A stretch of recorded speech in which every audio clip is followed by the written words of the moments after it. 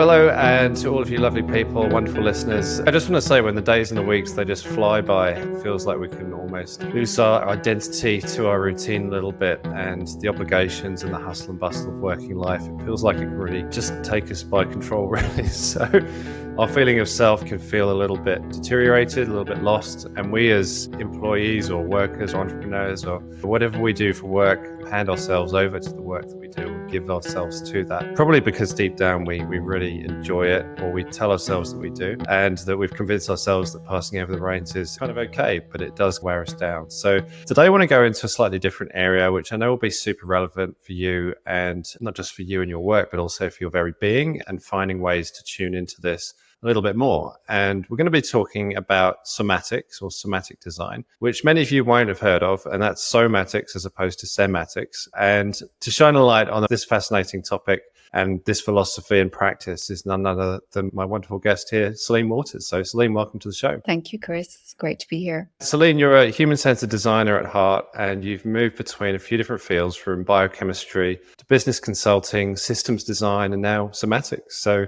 it'd be great just to hear about how you ended up winding around some of those really cool areas and what's been your journey so far. Yeah, what brought me here? Yeah, so I actually started off as a biochemist, and I did a master's in computer science. And I think my love for the body and complexity and systems all came from my original degree, if I'm honest. And after I did computer science, I went into management consulting. And this is all back in Ireland, and it was during a time when tech was booming. And it was a huge area to get into, very exciting at the time. And I moved into business consulting, management consulting for years, even over here in Australia. So I moved between Ireland and Australia. And then I think about 14, 15 years ago, I saw a service blueprint, and it changed my life. So I was like, I think you'd be pretty good at this.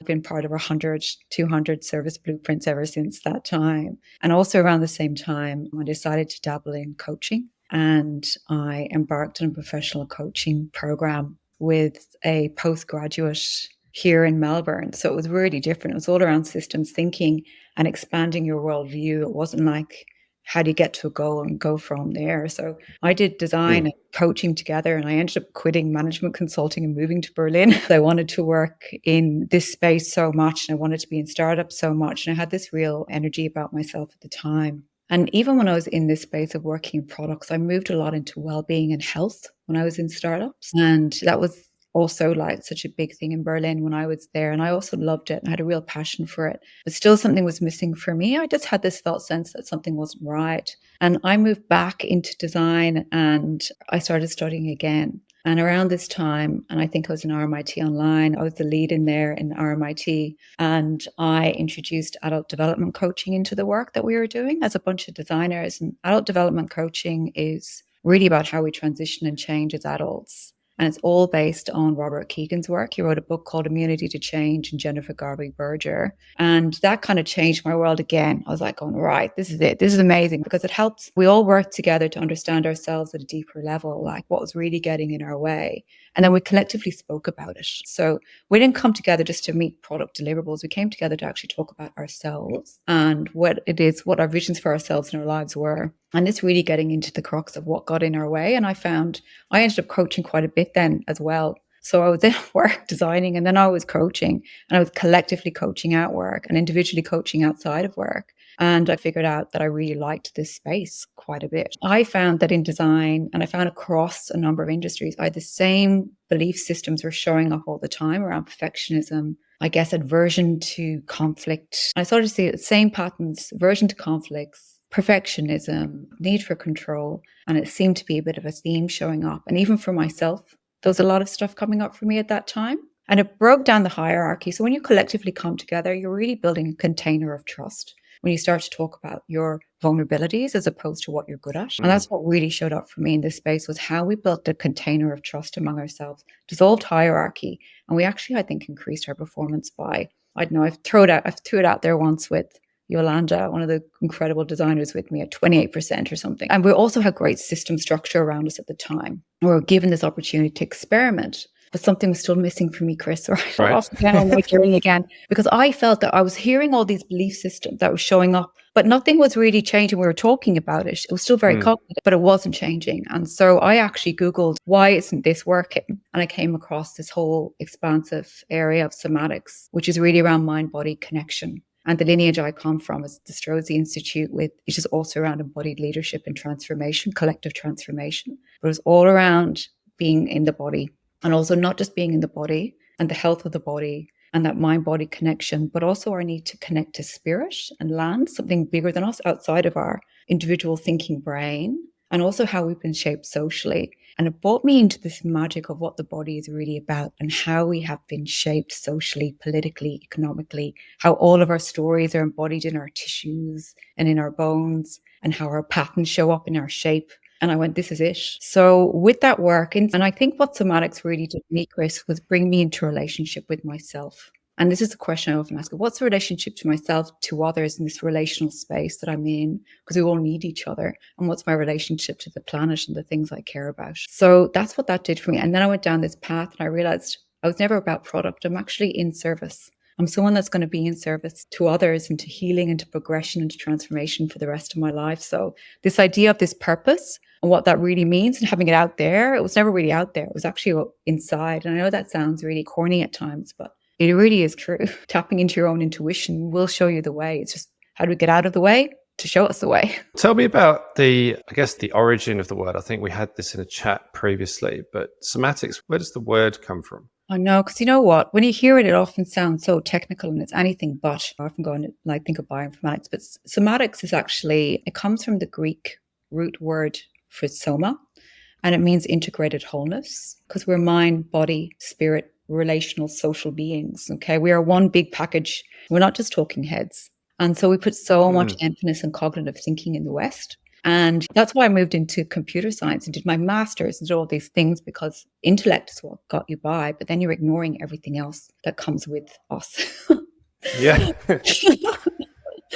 So that's what's the soma. And I often talk to the soma and use that, particularly once I describe what it is, because I don't like using the word body that much, because I find the body has been so objectified and it's just part of our social norms that it's been objectified through things like Instagram. It's become like a brain taxi almost, rather than diving into and understanding the biology and the biochemistry of the body and how we are shaped and how our stories shape us and impact us and influence us and how we see the world. And I probably won't remember this quote, but I do love it and it'll probably pop into my mind. It's by a man called Eduardo Galeano, and he's this social movement leader in indigenous cultures in the US. And he's an incredible person that I love to listen to. And he basically said, science sees the body as a machine, marketing sees the body as business, and the church sees the body as a sin. The body says, I'm a fiesta. Because it's true. There's so much glory and there's so much wisdom in the body. Yeah.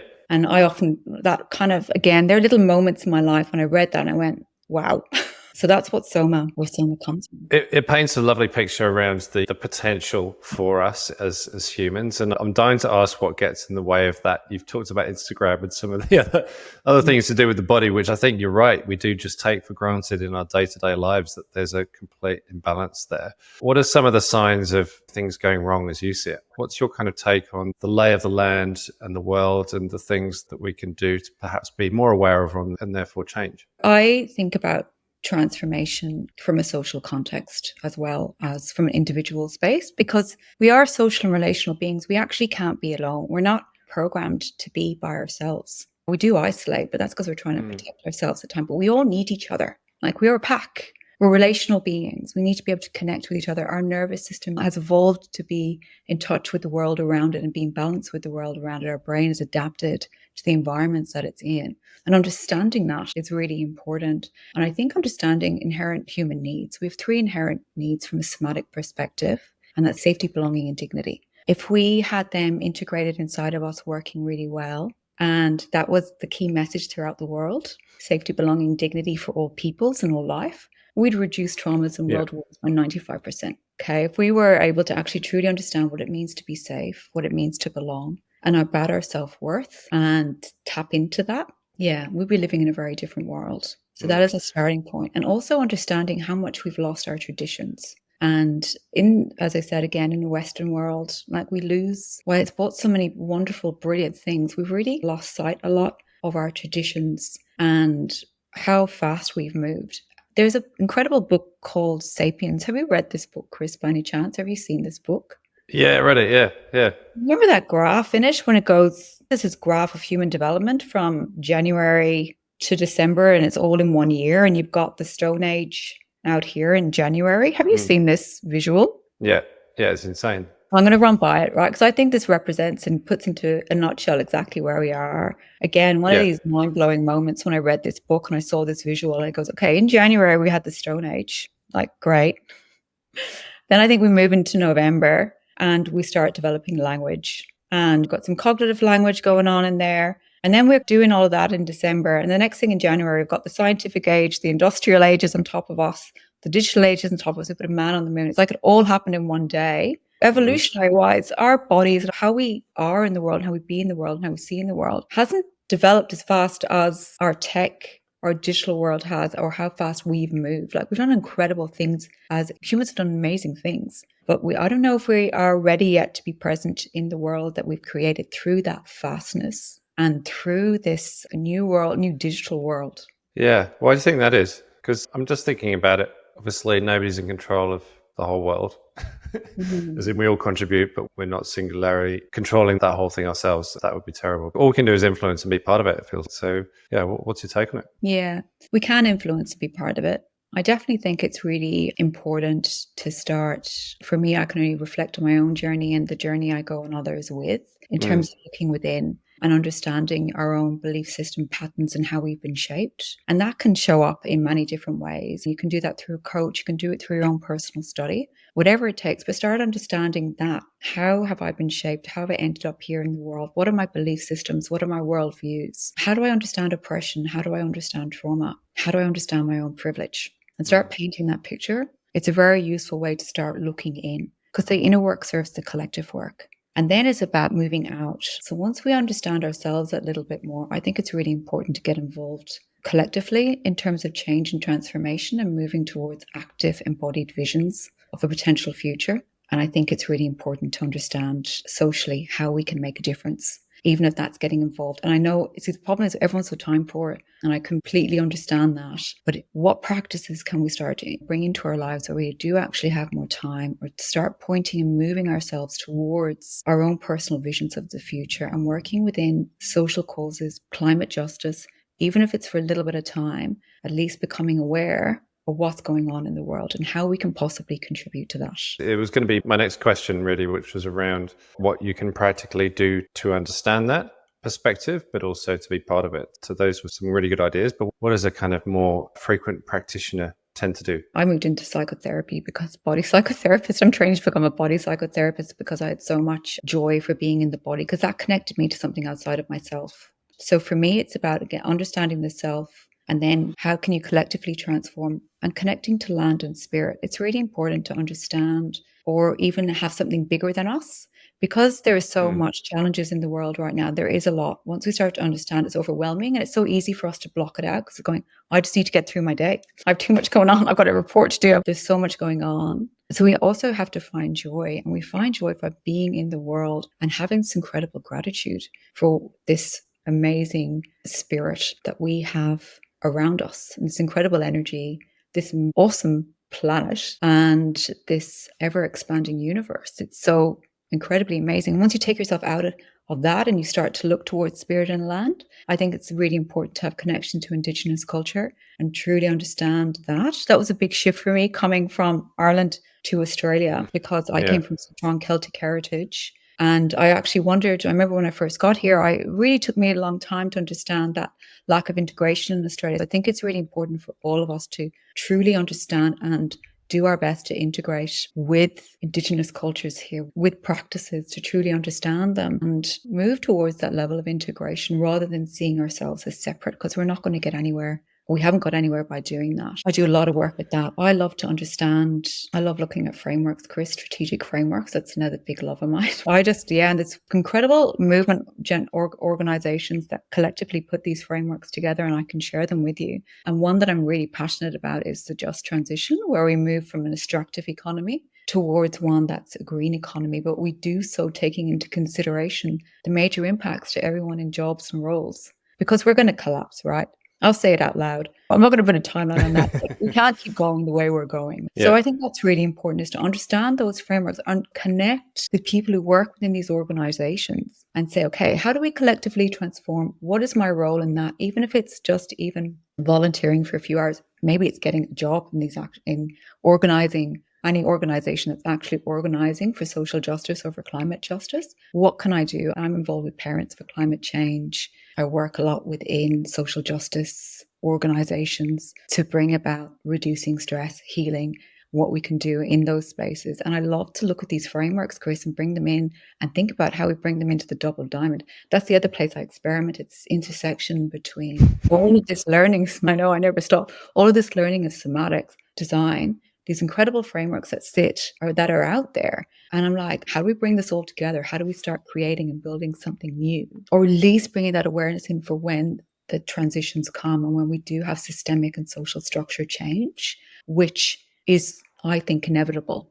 Okay, I don't know if I want to be, of course, saying that it's going to be called on air for the rest of my life, but yeah, I've said it there. Do you think this is an area of specialism that you've been describing so articulately, or do you think this is something that anyone can have a go at, given the right frameworks or given the right interest and channeling of some of the connections that you've been describing? Do you think anyone can have a go, or do you think it's something that you really need to train for? Anyone can orientate themselves towards it if they absolutely start working on what might be stopping them in the first, why they're not there already. The whole point, I think, a lot with somatic transformation or any type of transformation is that your values and your vision of yourself aligns with how you act and how you relate in the world, even under pressure. Because it's under pressure that everything shows up and we lose it. We're like, right, that's it, can't do it. So how do I start orientating myself towards my future, aligning with my values? And I can do so under pressure, or even when I feel like I'm not good enough. Because then that's something to work on. Yeah. Bit of practice. How do you better understand your own values? Because I know I could ask you the question, what are your values? And you could ask me the same question, but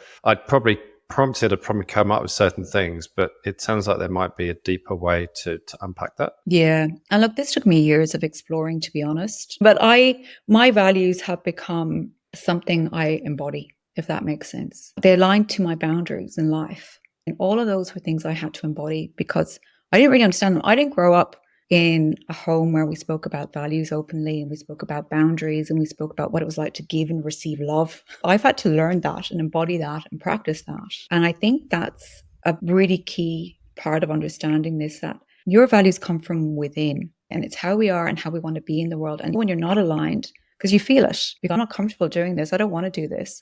And I often hear like things like authenticity as a value. And I'm like, it actually takes a lot of work to become an authentic human being. Yeah. It takes a lot of work to be authentic, to have integrity. That to me is a constant ongoing practice because sometimes I'm not. And for me, the way I derived my values was you can write them out and you can do belief systems and write them, but it was truly actually feeling into them. And for me, it was a lot around care. I had really strong values around care and I could feel it.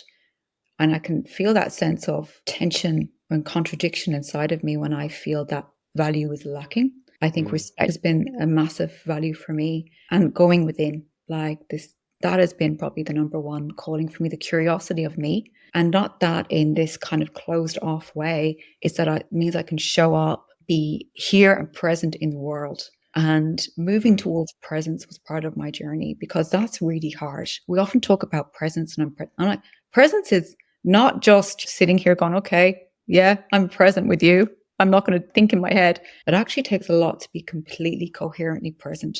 And that's my vision of myself. That's where I'm moving towards. It's probably a lifelong vision that I hold for myself of that real, like, how do I become, or how am I in commitment to? I'm in commitment to the integration of being in my wholeness and healing whatever I need to that comes along the way so I can be in service to social and climate justice needs. And when I say social, I mean everyone. I mean that relational space, that connecting, that belonging. And yeah, so that's how I started with my values. You can start writing them, but it's how do I start to actually feel into them and feel that tug and feel that pull towards something else. Yeah. And people give you lists and you can write them, but experiment with that. I found that a really good prompt for me in the beginning. And I was like going, it's around communication, or it might be around respect. And then I started to peel it back a little bit more, and it really became about like this authenticity, this journey into authenticity and care. And love is the universal one. Love is, if you've got to feel love, but that's actually a really hard one to uphold because most of us don't know how to give and receive love in a healthy way.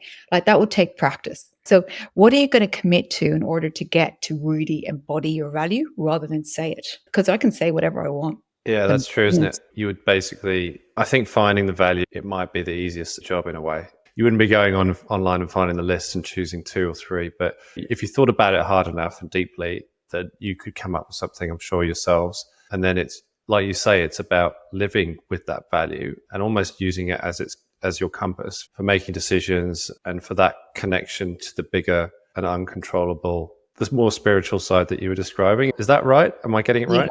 Yeah, absolutely. Absolutely. Start with the cognitive. Yeah. This is the language of the body. Temperature, pressure, movement, how we feel. Sensation comes before emotion. And we know when we're going off track, we start to feel it. You've been in situations before, I've been, this is still not feeling right for me. It's not sitting well. And you might not be able to put words around it, but how do you get to a place where you go with what your body's saying, telling you as well?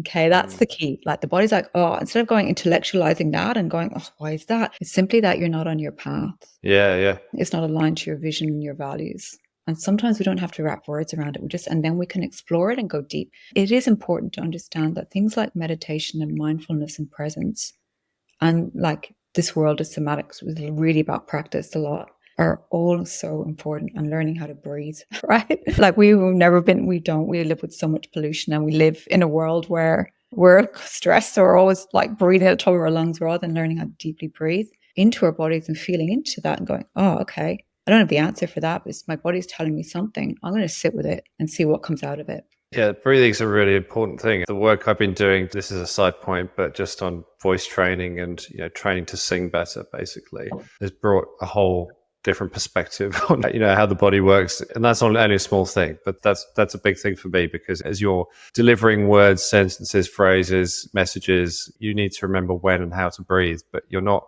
usually consciously thinking of that. So that's maybe just a small thing, but you're probably doing this much more acutely than I am. No, I think that's a huge thing. And I love how you even brought that up. Music is so important. Sound is so important. Like it is incredible, the healing properties. Now, I'm not a sound healer. I haven't done that, but I definitely love being around anyone who has, and I definitely soak it all in. Sound healing is incredible. And like what the voice does and what it does for our mood. Music changes us. Music brings joy, it brings resilience, and it's so creative. And the tones and it's definitely not a small thing, Chris. No, I know. I'm just wondering, because there have got to be moments in anyone's day where people can almost tap into that feeling and use that as a way of thinking a bit more about their values and starting this thought process that you've been so wonderfully describing. And I think that it's important to notice that. And the feelings, it feels like a luxury sometimes to sit with your feelings, particularly in the busyness of the day. But I'm wondering about what would be some of the obvious markers. So maybe a certain situation or something stressful, something like an event that would happen, and how you could use that to then take something from. Yeah, that's fantastic. One of the key practices I talk about and I embody, which I've been doing so for a few years and it's still not enough, is practice of centering. And centering is a practice that helps you just helps you move more into presence. You're more open, connected, and there. And you're not, and in time as well. There's lots of different centering practice. I now embody my vision with my practice of centering. So I think I bring myself into my vision of my future, where I want to go. So I remain steadfast in my commitments. And I can move through this with you experimentally as well. But I think it's really important to mention stress, because we're under a lot of stress these days. I feel it in the air. I feel it myself at times. And stress is constant. We're never going to get rid of it. Okay. It comes with change. So we need to get better at managing it, and managing ourselves is probably my outlook on stress. So I can walk through a practice around that. And I often wonder why we don't talk about this more. Maybe it's because I'm the only one who finds it interesting, or everyone else knows it. But like stress and not even prolonged stress, but stress within itself releases cortisol within the body. It also restricts and tightens our muscles. It also stops our breathing and it becomes more shallow. So we're up here. And the constriction of the muscle, right, it changes your shape if you're doing it. If you have a lot of stress in your life, you start to become, you often see that look a little bit like really crunched over. We walk on our toes, we walk forward because we're in a rush. We're not present with ourselves, right? So that's the impact to cortisol, the impact to the breath and what it does. And like, not even to talk about the prolonged impacts in terms of the inflammation it causes in the body. It is not a badge of honor to be working with a lot of cortisol or a lot of stress. So I look at the edges of that and I work with a tool called the window of tolerance as well. But within this practice of the day to day and how you can bring it back, there's this really simple technique. You want to release a cocktail of testosterone and oxytocin, all right? So, because testosterone is actually the confidence hormone and it dampens cortisol in the brain. Because when we move into that space of stress, we can't think right. We're not thinking right. We're definitely not leading well. And yeah, we narrow down our creativity. We take a lot of ourselves away. So let's move ourselves back. And so testosterone actually is a hormone that helps with that. And we do that by extending the muscle. So lengthening the muscle and widening across the body are ways that we release testosterone. And also oxy. And oxy is often associated with the hug hormone. It's actually not. It's a stress crises hormone. And we release it when we need to bond with others, connect and help others. So we want to release that. And I'll walk you through an experiment. And you can do this as well if you want to come with me on it. But I'll do one and then we'll do it fast. And it's because it actually is quite quick when you get used to it. But I'd invite you to think about a stressful situation, not all of it, just maybe 10%. Don't want you to have to hop off the call early. Like just invite a little bit of that stress in. And then what I'm going to do is I'm going to ask you to lengthen through the body. Feel your feet on the ground. You can remain seated because most of the time we're sitting at work anyway. I want you to lengthen through the back of the neck, lengthen through your spine. What you're doing is that's when you start to release testosterone because you're stretching the muscle. You're not constricting the muscle like cortisol does. And I want you to breathe in. So when you're strengthening and lengthening, breathe in. You're lengthening in your dignity and your self-worth. And feel that air. Feel it tap into the bottom of your stomach if you can. And when you breathe out, I want you to breathe down the front of your body. Breathe out. When you're breathing down the front of your body, think of someone or something that makes you smile. And that releases oxy. So what you're lengthening through the back, you're breathing out. Make the breath out that little bit longer. Think of someone you love. Think of someone that makes you smile. Then I'm going to ask you to widen out across the collarbones. Again, you're doing that stretching again. And this is like you're centering in your width. And this is your relational space. It's how we connect to others. So this is your personal bubble. It's your boundaries. You can let others in. You can let others out. This is your relational space, your personal space. It's your interdependence. And then I'll say, or I'll ask yourself a question. What is it or what do I need to do in order to relax more into my body right now? Or how do I relax even more into my chair by now? So you breathe in, you lengthen and lift. You breathe out. You think of someone that you love or something that you love, or vision of your future.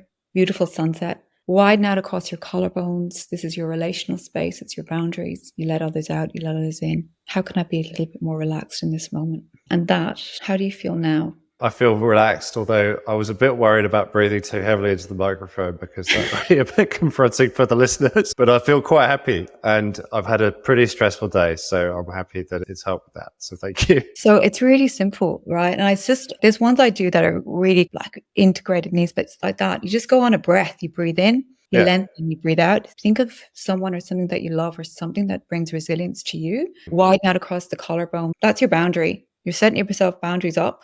Going, can I relax in this moment, just even by 3%? It brings a bit of distance, but you want to do that. The thing is about any practice, we're always practicing something, but the key with that, to me, with the centering practice is do it offline. You can't just do it under pressure and think it's going to work for you. Do it all the time. Take note of what your posture is. Start to become aware of that. Lengthen, widen, bring in that love. Be familiar with what is happening in the body with cortisol, and it's going to shut you down. You're not going to be yourself. And if you're under pressure, and so that's the whole point of somatic transformation is how am I acting under pressure? It takes 3,000 repetitions to truly embody something. That sounds a lot, but how many times have you stopped breathing under a stressful moment? I know for me, it's hitting millions, right? So taking that away and like working through that, it actually starts to become something so rewarding and pleasurable because you start to get really on top and you're going, I don't actually have to go into that pattern. I don't have to go into a stress pattern. I'm going to coach myself in this moment not to. Just simply by stretching out my muscles and breathing. to asking Oh, myself if I yeah. can Okay. a little bit more. Oh, just a quick one. So, quick question. At what point do you notice it and almost observe it and decide that you're going to put it to one side? I think the key is knowing when you're about to hit that stress mark.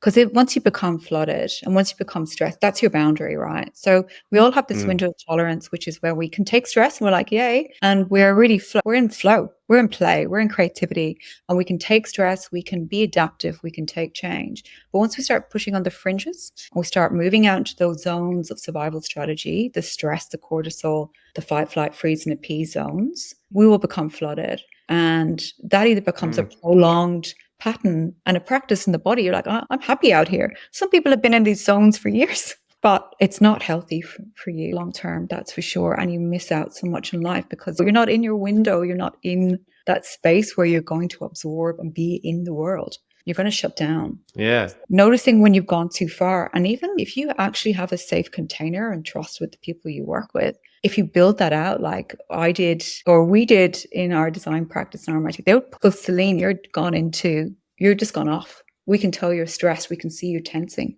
And find people around you that have your back. They become people at your back, at your side, supporting you in your development. If you have anyone that can be your support, lean into that, particularly if you have a workplace that wants that. And I do a lot of that in any of my workshops going, who's your buddy? You're right. It's easier to find stress, and maybe a way to think about that traditionally or usually is that people try and avoid it or they bury it, basically. There might be a distraction technique or something else at play, but it feels like you could kid yourselves that you're trying to do something for yourself. You're going off to get yourself coffee or whatever it is. But actually the thing is there. So the deeper underlying problem is still there and it'll come back. From what you're saying, I feel that would be the case.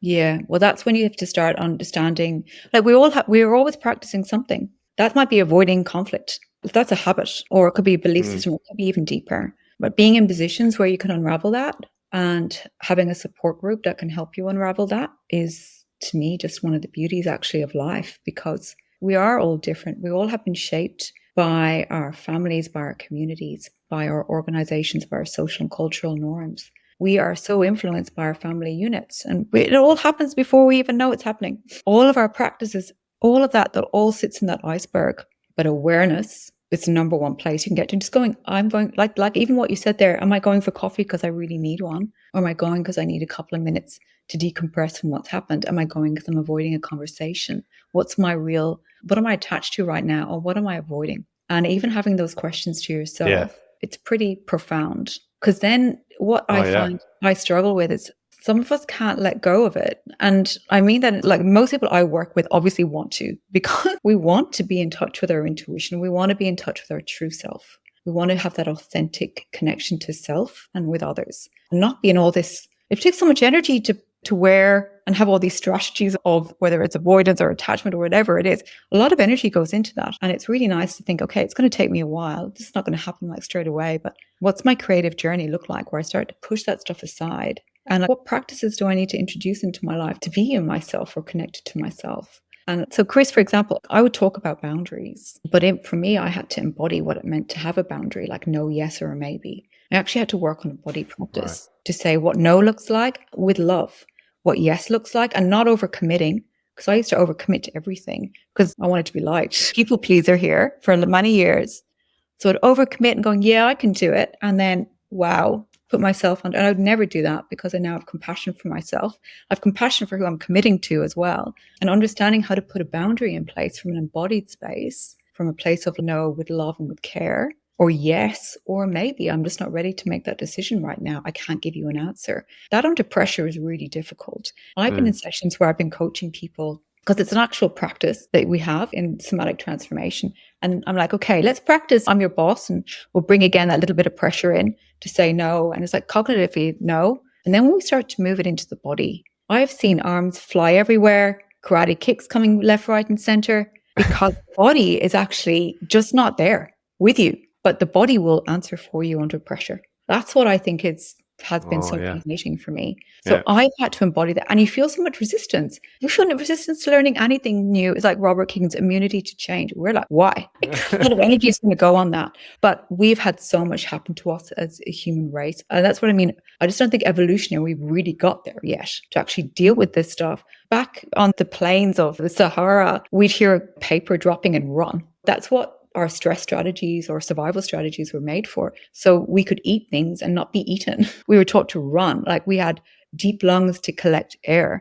We were not standing up in the boardroom being judged by strangers because we could, particularly when you consult, you're moving between different posses. We had our own tribe, we kept our tribe happy.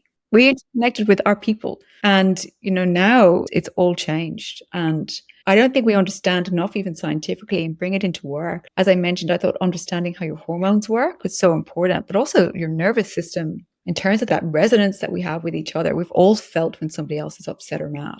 We've all felt it. And that's because our nervous system is reaching out, going, ooh, back away here. And energetically, we know as well. And understanding that, I think, makes such a difference because then it moves you into, again, that awareness space about how you are and how you're impacting people. You've talked a little bit about tolerance and where your boundaries lie. What are some of the practical tools in that area that you could use? My big advice, because a bit of I don't know if everyone knows him, but Dan Siegel, there's many people I can list that I think are incredible.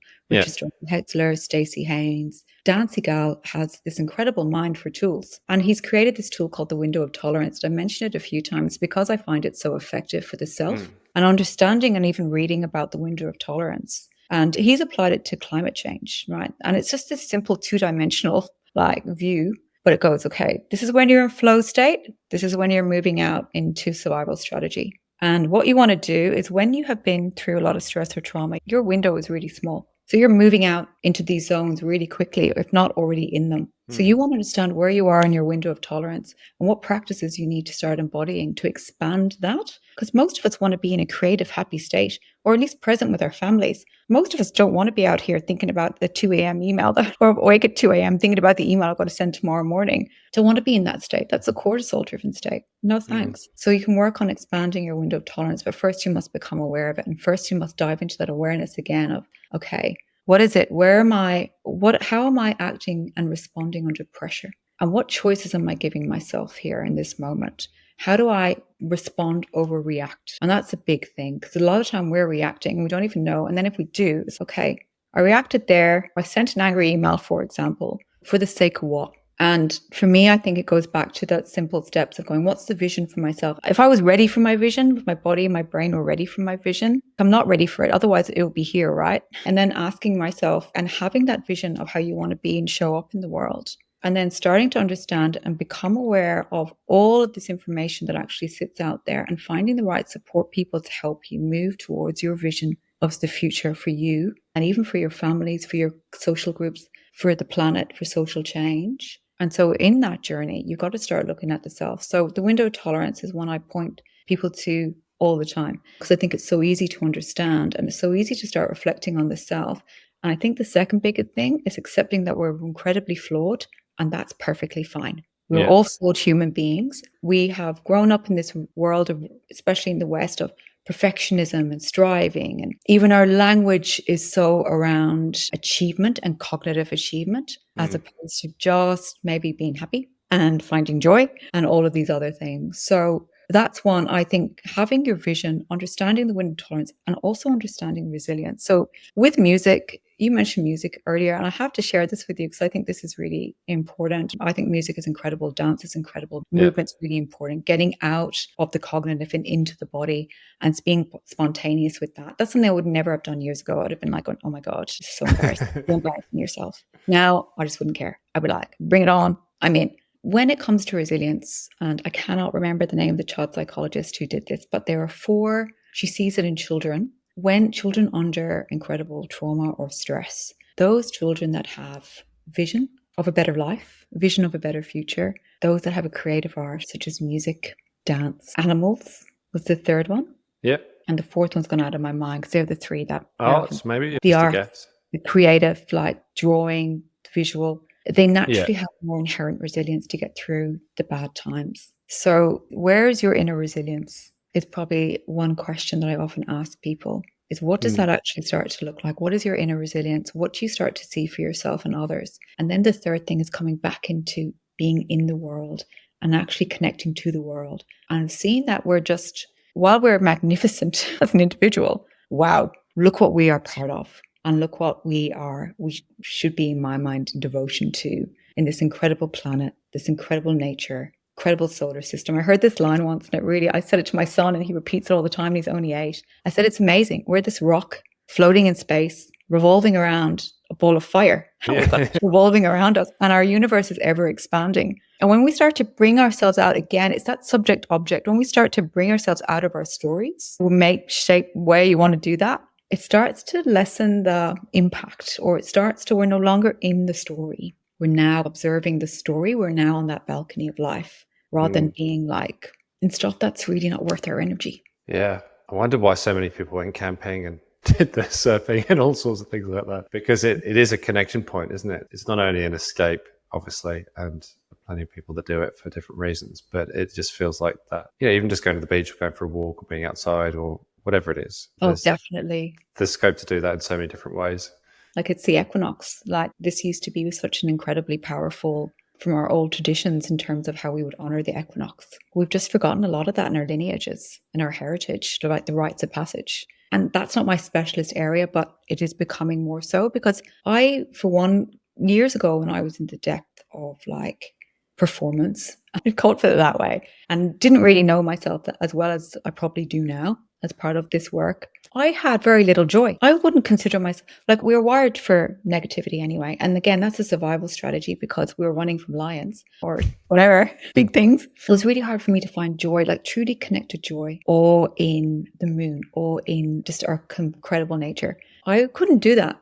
It wasn't something I could naturally do. I'd say it and go, oh yeah, this is lovely. But it wasn't something that kind of flushed out my nervous system and something that nourished me the way it does now. And I had to clear, and I think this would be the journey for most people, clear the stuff that's getting in the way to make space for the stuff that really matters. Yeah, that's a huge thing and underrated actually, because the thing that we're misaligned to, it feels ever present, right? You feel like you're on the treadmill and you're basically pedaling towards something, but you're pedaling faster to get out of that pattern. And it's the same with so many things. If you think about smoking or alcohol or work, all the things that kind of take us out of control essentially and keep us perpetuating in that state. Yeah, you think you're helping yourself, but you're not. No, self-medication rarely works that way. And yet, but again, that society, like we're really influenced by our social norms in those spaces. But what they're doing, their strategies to avoid smoking and alcohol. Like when you actually get into that thing of really loving yourself, which is a lot of the work we need to do is love ourselves more. Yeah. You don't want to hurt yourself that way. They are stress relievers, but they're messing with your hormones. But you can actually do that by lengthening and widening. And knowing that it's a pattern and you've probably done it, to break those patterns is massive. We need to know we're going on to something better. We can't just say, oh, I'm going to give up smoking. And I'll be honest, I was a smoker when I was younger. I don't want my son to know that, even though it's going to be recorded. Ouch. But that was they won't watch it. That was incredibly hard practice. That was something I practiced for most of my early 20s. And up from my teen and to my 20s, and giving it up took just as long as for the amount of time that I put into that because of the impact it had to my cortisol and oxy levels and things. And I could understand that all scientifically. It didn't make me stop though. I had to do it something greater. And that was love for myself. That was really a love for myself. And knowing that this will pass in these stressful moments, knowing I've got choice. And this is the hardest thing in that moment. And this is where we start to fail when we do have that choice. I can react or I can respond. I can react and go down the old pattern. But then when we do that, we also develop shame and all that becomes more embodied. But we have to be so in gratitude to ourselves when we break habits, when we break patterns, and we introduce new practices that are more life affirming, because they are life denying. We're just disassociating. We're finding ways and we're just coping. But once we just go, I'm just coping. I'm not going to punish myself, but I am going to find a way to love myself that little bit more. So I'm going to look at that and go, I don't need it, or take myself out, and all the other things that have been out there. But we know that's a way for me to disassociate, but very dependable. And the government's made it really easy for us to have them. Oh, yeah. Yeah. We've talked about the serious stuff, cigarettes and alcohol and drugs and all of that kind of fits in one bracket. But the stuff that we have to do regularly and day to day is still of that same ilk, right? It feels like you've still got to make conscious decisions about whether you've got a healthy work habit or whether you're overworking yourself. And you think by working harder, you're going to dig yourself out of the pit. But actually, it's just going to result in you feeling like you want to work more and you just keeping it going. So I think like we've got to recognize those behaviors in ourselves, understand where we're spending our time, like you're saying, what's driving pleasure and what's driving pain, and how do you make more conscious decisions about this in your lives? Because it's pretty hard. Like it just sweeps you away. Yeah, and that's the thing, it does. And so everything comes back to, and I'm often debate around these things, but I know from my lineage and who I've studied with the Stacey's, Strozzi Institute, with the Institute of Body Psychotherapy in Brisbane, we need to start, and core energetics work, we need to consciously become aware of our patterns and our behaviors before we change them and understand the reason why they're in place. How are they serving us in the first place? Because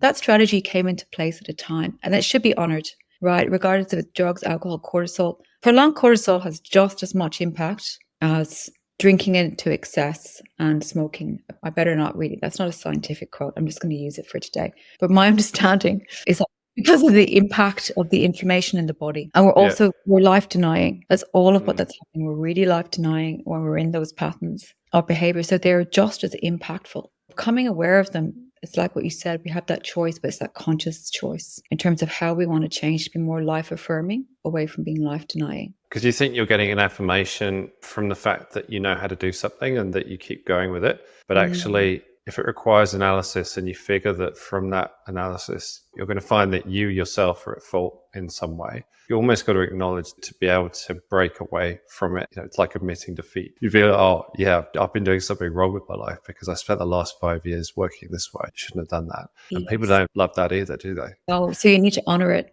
So this is the key. We have to say thank you, right? When something gets lodged in the body or a pattern or behavior, it's done it for survival reasons. Okay. It's done it to self-soothe, survive our best. And a lot of it we probably saw or witnessed or were part of in childhood as well, right? And the key is to honor it and thank it because it served a purpose for us. It kept us safe. Our body's always trying to keep us safe. Our three inherent needs: safety, belonging, and self-worth. And it's always adapting. We are adapting to belong. We track for safety. We organize for dignity. So it's just going to adapt, and it's done so. And if we look at it rather than this kind of view of, wow, I can't believe I've done that. If we look at it in the sense of going, thank you. I'm going to move with you. I'm going to move with you. And we're going to release whatever we're serving. I just don't need it anymore. And if it's deeply lodged in the body, then that's going to take a lot longer to get out. There's more work to be done.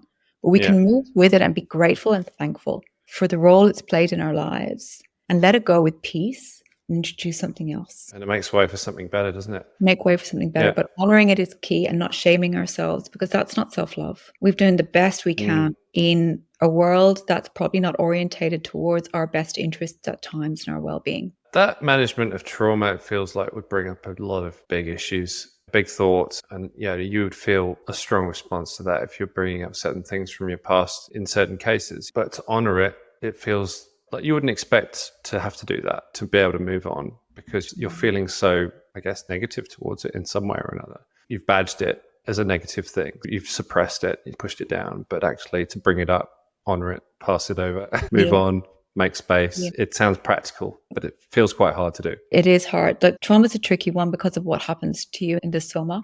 And trauma is prevalent. Like 90% of us will experience a traumatic event. I actually talk about this a lot because it's becoming more prevalent and it's a spectrum. We often think about it or associate it with a national disaster. It's actually not. Most times it's humans that cause trauma. It's sense of oppression as well. So anytime we're oppressed, we could be considered, because we can't mobilize, we're unable to run, we're unable to move. And the impact of the trauma gets lodged in the body and it shows up and pops out. So we might try and repress it, but it's there. That story is kept in there. And I often say with trauma, I talk about trauma a lot to bring about that trauma-informed and trauma event. And it goes back to those three values there. Somatically, there was an impact to our safety, our dignity, and our belonging. And I'm really involved in preventative trauma campaigns and the education around that. But with trauma, something is lodged in your body. It's going to pop out or show up maybe under any type of, we don't know exactly all the time. It completely bypasses the prefrontal cortex and just goes into the limbic system. It's like, right, we're on. And it thinks it's back there. And if you want to run, can you imagine what that's like, that you're in a situation where you needed to run and you couldn't? It's mobilized inside of you. You're quite walking around with that. and you don't even understand like the impact to it because you're trying to repress it, I always recommend talking to, if you can, and being with either, depending on the extent of it, someone that can help shift that and move that through the body. Because you can't talk your way out of trauma. We just can't, right? It's lodged there. It's in the body. And you can do that. I know for me, I've done it with my therapist, my body psychotherapist. She's helped me a lot overcome those events that really shaped my life that I have to say goodbye to because they were considered traumatic events. And she's helped me move that through my body. And it's a beautiful experience once you start to do that because it's free and you feel free. And you're like, wow, look at this world. I didn't spot this before. It's incredible. And actually letting and knowing and having, again, it goes back to that self-love and compassion and granting yourself compassion and extending compassion and gratitude outside of you. And they're all practices. So then you make space for that. But I'm someone that's just speak to someone who's, if you're coaching, make sure they're trauma informed. And if it's something that's in post-traumatic stress, because that's actually the spectrum of it, most of us move into post-traumatic stress, which is prolonged cortisol. Actually, we aren't allowed to release it from the body. Speak to someone that's going to help you move it through the body. Find a somatic psychotherapist. This feels like another modeled behavior that maybe shouldn't have been modeled in such a way because, again, coming into the world of work, a lot of people are starting out and they think it's kind of accepted to just push these feelings down and move on and keep calm, carry on, as the saying goes. I just feel like that behavior and that response is almost considered to be quite admirable if you can keep calm under pressure. But what you're saying is that could still be, but obviously you need to be working with other things at the same time for that to be a healthier balance, really. Yeah, it is not a badge of honor to have like when we start to understand what it's doing to your body. Do you want that for the next generation? Yeah. Do you want that? Think about what we're modeling. Think about the information that it's releasing in your body and who's with you through life. It's your family, right? And your community. And those that we bring a transformation to. That old saying, they're not going to remember my report that I did back in 2007. It's a big thing. It's part of life. It's part of the way we've been shaped in this world through the Western lens. And, at the same time, while there's a lot of challenges in Australia and a lot of improvements in how we've been shaped, there's still so many great things here in terms of our ways of living and how people work with each other. And I think I think so much of it is through making this the norm, to have these conversations, making it the norm at work, right? Because we're all, when it comes to stress and understanding how that impacts us genetically and how we pass that on.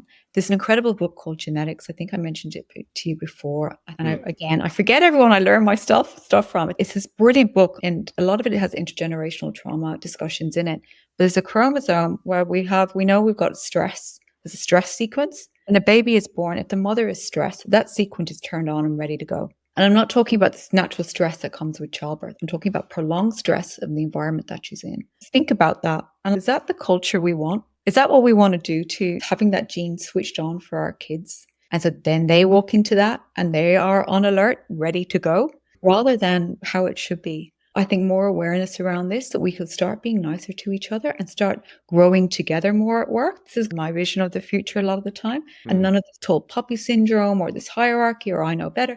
It's like, how do we all really support each other? How do we support each other? Just not in our work. How do we do so emotionally? How do we do so spiritually? How do we actually weave that into our work? And not in this really heavy way. It doesn't have to be that heavy, but it can be through information. And it's like that: safety, safety, belonging, and dignity. That's when I create and I'm designing, I'm always thinking to myself, my products and services, my persona, my people that I'm designing for, am I integrating these three key essential needs? And that raises a lot of questions when I start talking about that stuff. Oh yeah, the world of work is it's geared up differently. That's the real stuff. Like I often hear collaboration and stuff and I'm listening and going, this is sounds nice. But what are we really doing here to make sure that works? What are the actual practices we're embodying? What are the practices we're introducing? How do we know that we're truly aligned to the vision and values that we're talking about in this room? And a lot of it shows up through the body. And it shows up through that personal work and really trying to actually embody it and move towards it rather than just talk about it and stick it on the wall. You'd be picking up on quite a few of these cues if you were interviewing and going to join a company. You'd probably see a lot of this right in front of you, right? Yeah, for sure. Yeah. And like, I'm sure you've heard of Amy Cuddy's TED Talk when she talks about the power poses and like all this, the body shapes, but most definitely. And I know for me, and it's probably because my eyes are training more towards it now. And I still feel like I could be doing this for the next 20 years and still wouldn't know.